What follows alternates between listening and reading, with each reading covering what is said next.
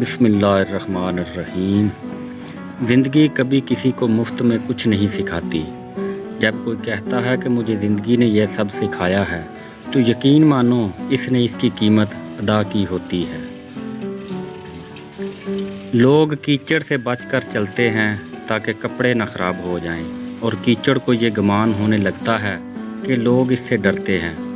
ہمارے ارد گرد بھی کچھ انسان اسی غرور میں رہتے ہیں۔ نا امید شخص ہر اچھا موقع بھی گنوا دیتا ہے، اور پر امید شخص ہر پریشانی میں موقع تلاش کر لیتا ہے۔ جس گھر میں پرندوں، جانوروں اور چیونٹیوں کو رزق ملتا ہے، اس گھر سے کبھی رزق ختم نہیں ہوتا۔ تمہارے نفس کی تربیت کے لیے اتنا ہی کافی ہے کہ تم ان چیزوں سے دور رہو جو تمہیں دوسروں میں بری لگتی ہیں۔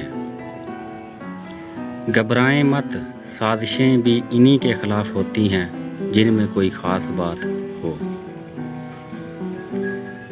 دشمن بنانے کے لیے ضروری نہیں کہ آپ کسی سے لڑائی کریں، حق اور سچ بولیں۔ بے شمار دشمن آپ کو اپنے خاندان میں ہی مل جائیں گے۔ لوگوں کو عزت ان کی اوقات کے مطابق دیں، کیونکہ کچھ لوگوں سے عزت سنبھالی نہیں جاتی۔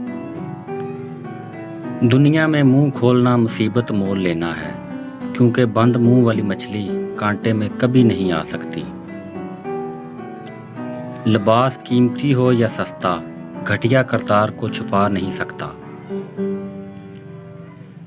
دھوکہ دے کر کوئی بھی نہیں بچتا، ایک آہ نسلوں کو اجاڑ دیتی ہے۔ وہ کہیں نہ کہیں سے وسیلہ بنا دیتا ہے، وہ اپنے بندوں کو تڑپتا نہیں چھوڑتا۔ ہر عمل کا ایک مکافات عمل ہے، اور یہی اللہ کا قانون ہے۔ اس لیے صبر کرو اور اللہ کا انصاف دیکھو۔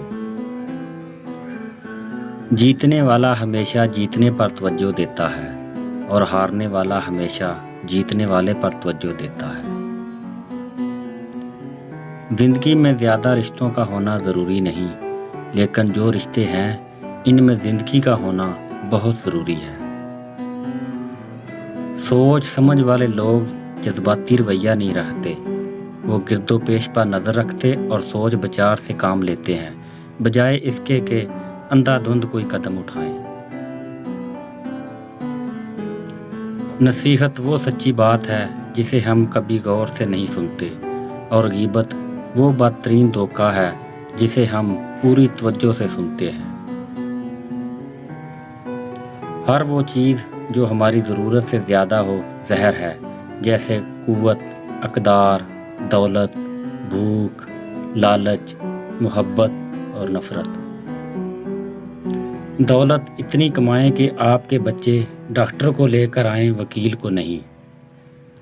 آخر میں دعا ہے کہ اللہ تعالی ہم سب کو ہمیشہ اپنی حفاظت میں رکھے، شیطان کے شر اور فساد سے ہم سب کو محفوظ رکھے۔ آمین۔ خدا حافظ۔